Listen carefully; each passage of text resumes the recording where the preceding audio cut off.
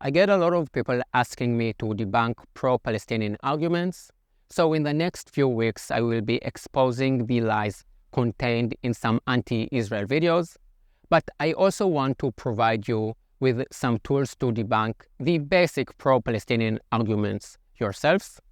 Your most important tools will be a bit of history and some important values.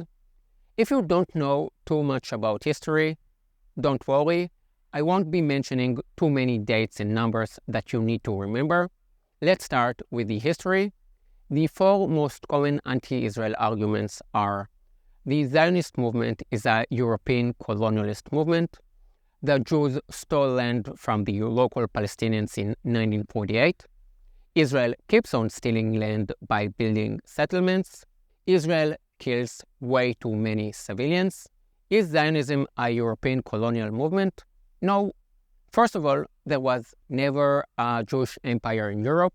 Jews were a persecuted minority in almost all European countries. And second, most of the Jews in Israel today, and most of the Jews in Israel 70 years ago, and most of the Jews in Israel 150 years ago came from Muslim countries.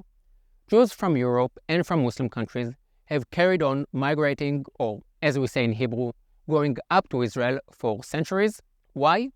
Because Israel and Jerusalem are the holiest places for Jews, just as the Muslims have Mecca and Medina as their holiest places, so the Jews have Jerusalem and the land of Israel.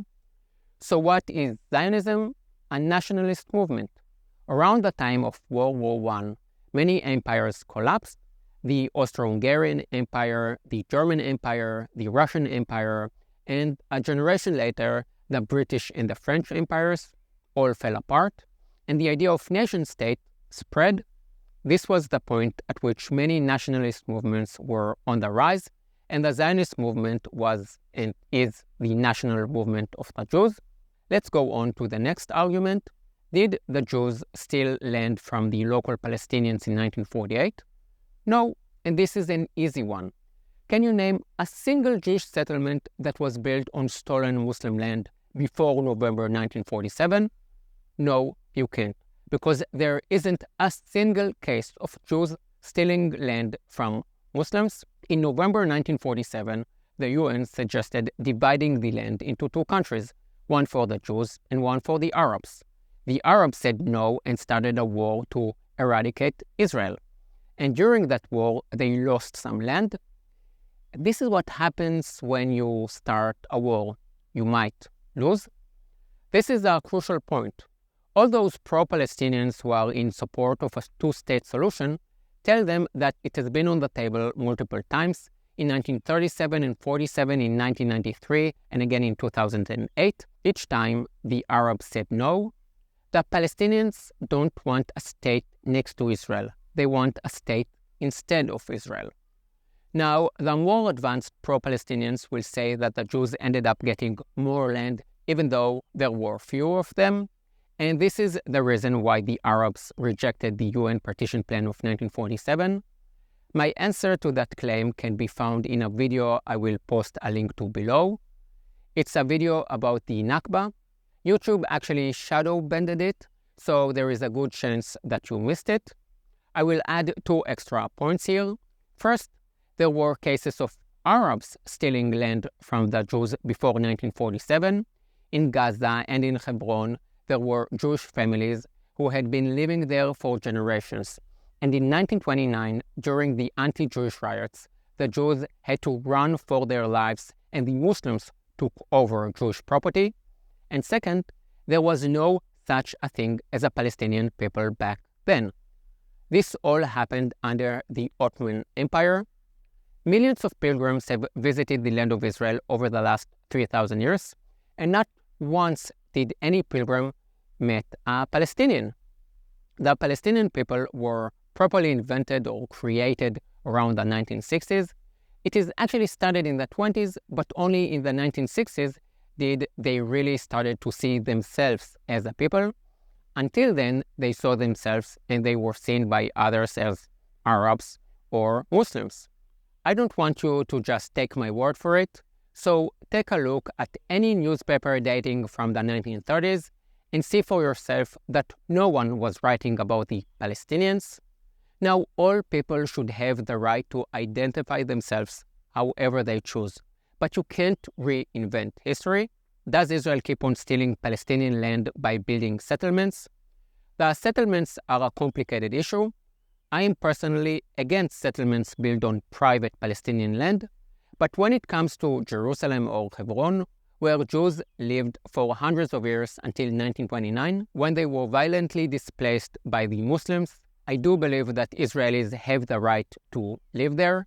And besides, if you are in favor of multicultural societies, why can Arabs live in Israel, but Jews cannot live in the West Bank?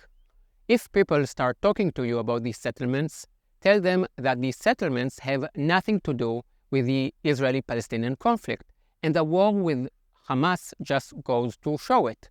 In 2005, Israel withdrew from all the settlements in Gaza. Since 2005, Gaza has been a Jew-free area. In other words, the people of Gaza have had 18 years to show the world that without these settlements and the Israeli army, they are able to flourish. But instead, they have been building rockets and tunnels and hate. By the way, again, don't just take my word for it. The Palestinians themselves say the same thing. Their leaders and their constitution say nothing about the settlements. It is all about destroying Israel and the Islamization of the Middle East and the world. Don't blame Israel for Hamas wanting to Muslimize the world. What about the claim that more Palestinian civilians are dying in the conflict than Israeli civilians? Now, this is a hard one because the numbers are coming from Hamas. If Israel says that 4 Israelis were killed, then it means that 4 Israelis were killed. Israel will not say that 10 civilians were killed if it is not true, just to get sympathy in the media. With Hamas, it is, how can I put this mildly? It is different. Hamas will put people in body bags to make it look as if there are more dead people. They will put ketchup on little girls so they have some good photos. Sadly, some media outlets rush to publish the numbers put out by Hamas, as 20 dead will get more clicks than 5 dead. And if they can get the word children in the headline, then it is even better. Another factor to consider is that many of the Hamas terrorists are 16 or 17 years old. If you look at the number of real children, those who are under 15, then the numbers drop significantly. And Hamas fire rockets from hospitals and schools and uses children as human shields. To that, you need to add that Hamas fires at its own people and then blames Israel for it. Israeli soldiers never aim at Palestinian children. When Hamas and their jihadist friends decide to fire rockets from a school and place children next to their rocket launchers, then the blood of those children is on the hands of Hamas. Pro-Palestinians don't have a lot of good arguments at their disposal, so they hold on very tightly to this argument about women and children dying. You can see the rage in their eyes when they talk about it. When you see this hate in the eyes of pro-Palestinian when they are talking about Israel, then this is the time to zoom out and ask them why they care so much about the Palestinians, but don't care about the 500,000 people who died in Syria. What is it about Israel that makes them so furious? At this point, they might say that 2 wrongs don't make it right, and I agree. But this selective outrage is rather strange. When 500,000 are killed in Syria by Assad and his Iranian and Russian friends, and hundreds of thousands of people are killed in the war in Yemen, children are starving there. And somehow, there are no demonstrations for them, and no one really cares. Then it is hard not to draw the conclusion that maybe it is not really about the Palestinians, maybe it is rooted in hatred for Israel. Pro-Palestinians use bombastic words when they attack Israel: genocide, ethnic cleansing, occupation, colonialism. Beside the fact that none of it is true, the most important fact is also ignored, and that is that in terms of the number of casualties, the Israeli-Palestinian conflict is one of the smallest conflicts in the world. It certainly gets the most media coverage, but the real atrocities are happening in Muslim countries. I often get comments and questions about small incidents. Here is an example. Pro-Palestinians accuse Israel of carrying out a massacre in Tantura. Was there a massacre in the village of Tantura in 1948? The answer is no, there was no massacre. The story of Tantura is based on a MA that a student wrote, which was rejected by the university, but the Palestinians keep using it. I'm not claiming, however, that the Jews are all saints. I'm not claiming that no Jew has ever done anything wrong, but for every event there might have been which saw Jews intentionally killing Arab civilians. I can give you 100 incidents where Palestinians intentionally killed Jews before and after 1948, before and after 1967, after the Oslo Accords, and after Israel withdrew from Gaza. But if you're from Wisconsin or Berlin or London or Paris, there is no point talking about what did or didn't happen on the night of 9th of April 1948 in a small village near Jerusalem. First of all, zoom out. And second, talk about values. If you zoom out, the picture is very clear. Muslim countries, almost all of them, are not democratic. They have no freedom of speech and poor human rights records. Just try to criticize Islam in Muslim countries. You don't even have to go that far. Just say that you don't believe in God and all religions are nonsense. Please try it. There is much more violence against women, against minorities, and against the LGBTQ community in Muslim countries compared to Western society. Why is that, if it is not because of different values? And which of these two sets of values do you then choose to sympathize with?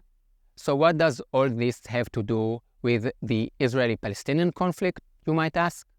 If the Middle East was a peaceful place and there was only tension between Israel and its neighbors, I would say, you know what? You might be right. Maybe Israel is the bully.